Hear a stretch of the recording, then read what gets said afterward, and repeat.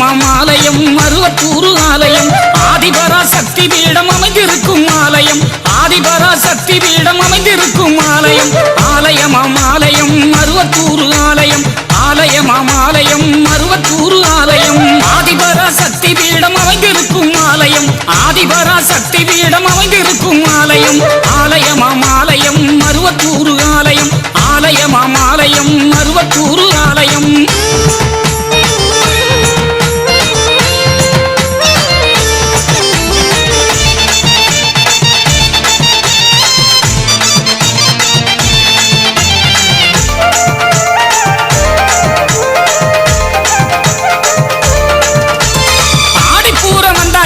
ஆனந்தமே வந்தாச்சு ஆதிபரா சக்திக்கு தான் கஞ்சி காய்ச்சி ஊத்தியாச்சு